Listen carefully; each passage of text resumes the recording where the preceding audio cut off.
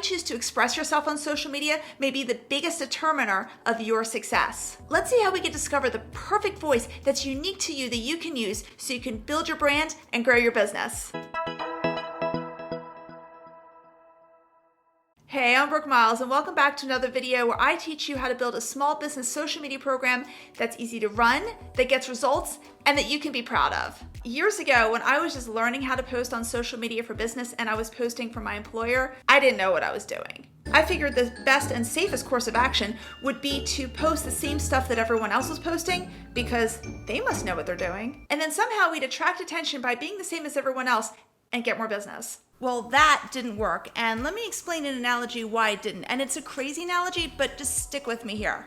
I approach social media like a cicada. Yeah, I know, a cicada. I feel compelled to use this analogy because as I'm recording this, millions of us in the US are dealing with the cicada plague. Okay, it's not a plague per se, but let's just be dramatic. This is what my back deck looks like. Apparently, this is the place where cicadas come to breed and die. And this is the sound we hear all day. So what do cicadas have to do with,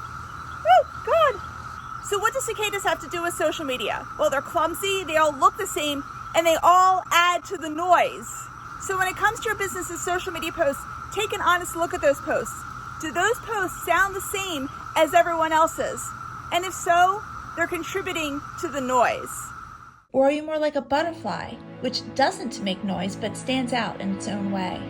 I don't have any butterflies in my backyard, so I have to use stock footage. Unfortunately, most of us are part of the noise because it feels safer. We think if we sound like everyone else, they must know what they're doing, so we'll look good too. But it doesn't work that way.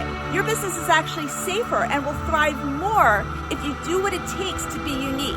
Because if we try to create the same noise as everyone else out there, here's what happens.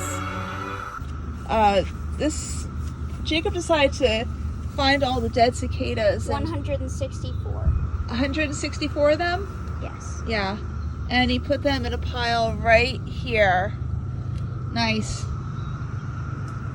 So now that I've probably grossed you out, let's talk about some concrete ways for you to become unique. Your first step is to figure out your brand adjectives. So sometime today, go on Google and type in brand adjectives. There are lots of websites out there that give you tons of adjectives for you to choose from to describe your business. And your goal at this point is just to choose 3 adjectives. Just choose 3 because you want to focus. Maybe you describe yourself as quirky, fun, and energetic. Or maybe you describe yourself as formal, sophisticated, and scholarly.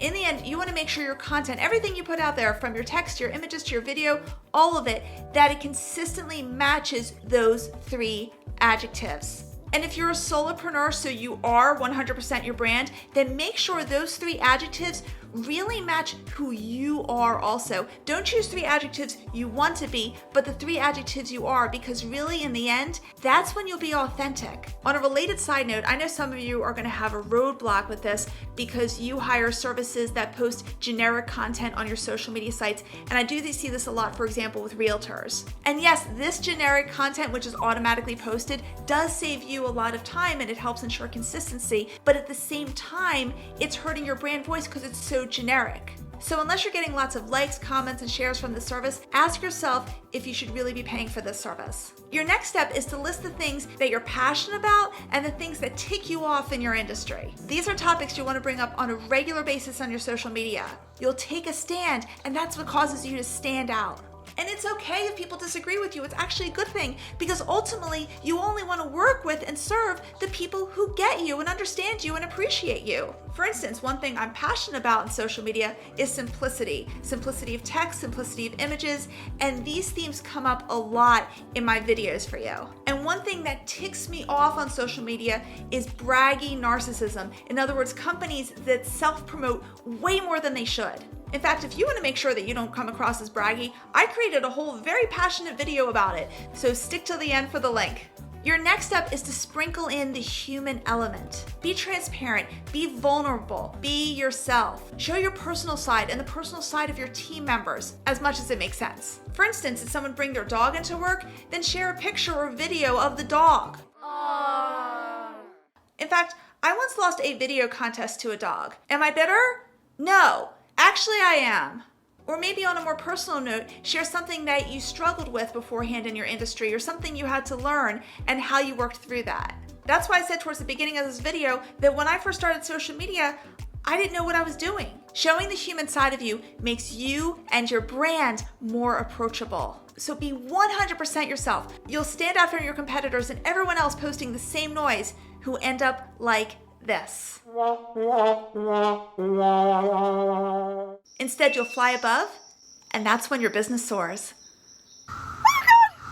Oh God. Now that you know how to stand out by being you, your next step is to learn how to stand out with content that shows how awesome your company is without being too braggy. So watch this video in the top right corner, because the less you brag, the more you shine. Thanks, and see you in the next video.